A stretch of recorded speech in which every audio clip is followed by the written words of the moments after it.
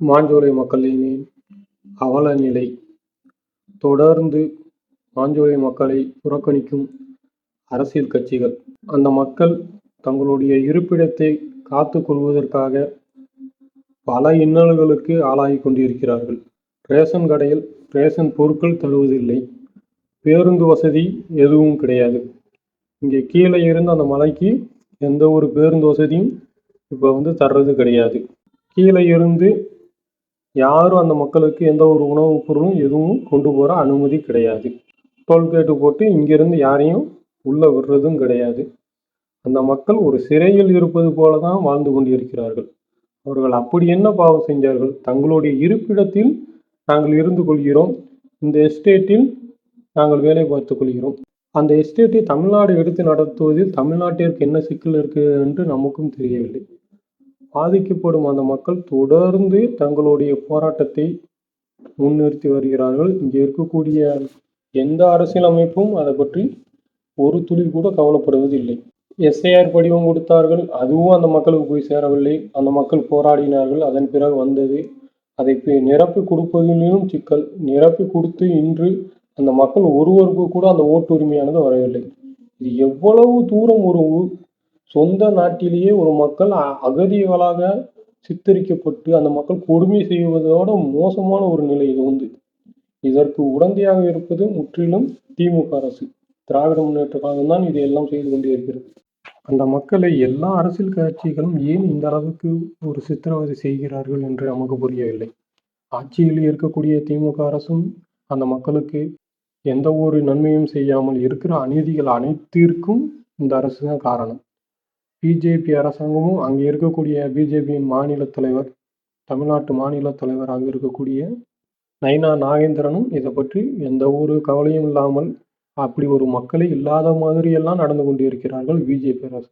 எதிர்கட்சியான அதிமுக அதற்கு எல்லாத்திற்கும் இப்படி ஒரு சம்பவம் நடக்கவில்லை, இந்த மாதிரி ஒரு மக்கள் பாதிப்படையவில்லை என்று அதிமுக அரசும் இதற்கு வேடிக்கை தான் பார்க்கிறது. அத்திப்பட்டி மக்கள் பாதிப்படைகிறார்கள் என்ற ஒரு சினிமாவில் வந்தவுடன் ஒட்டுமொத்த தமிழ்நாடும் அழுது புலம்பியது சினிமாவை பார்த்து.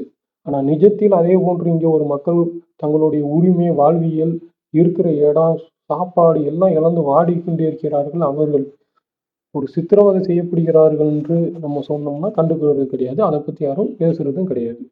நாம் தமிழர் கட்சி அது எல்லாத்துக்கும் மேல மரத்துக்கும் செடிக்கும் மாநாடு போடுறானுங்க. உண்மையில அந்த மக்கள் வாடிக்கை இருக்காங்க, அவங்களுக்கு போராடணும்னா போராட மாட்டாங்க. மேடையில் பேசுறது மட்டும்தான்.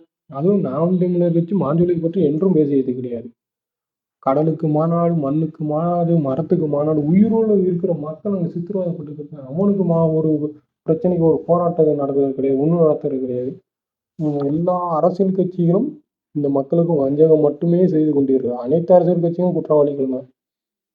புதிய தமிழகம் கட்சி மட்டும்தான் இன்று வரையிலும் அந்த மக்களுக்காக உயர் நீதிமன்றத்தில் வழக்குகளை தொடர்ந்து இன்று வரையிலும் அந்த வழக்குகளை பார்த்து கொண்டு இருக்கிறார்கள். மற்ற அனைவருமே இதிலேயே குற்றவாளிகள். அனைத்து கட்சிகளும் அந்த மக்களை அங்கிருந்து வெளியே ஏற்றிடணும். அப்படி ஏற்றுனா இவங்களுக்கு என்ன சந்தோஷம் தெரியல. அதை அந்த மலையை ஆக்கிரமிச்சு அதை இருக்கிற எல்லாத்தையும் கொள்ளையடிச்சு அதை வேற ஏதாவது புதுசாக மாற்றி இவங்க அதில் பல கோடி ரூபா முதலீடு பண்ணி தங்களுடைய சொந்த வருமானத்தை ஈட்ட வேண்டும்.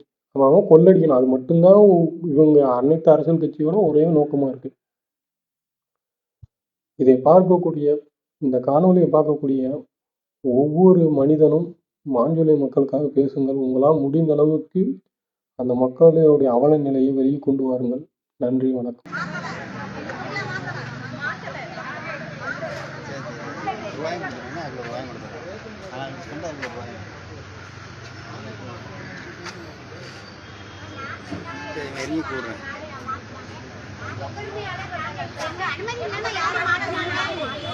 பொறுமை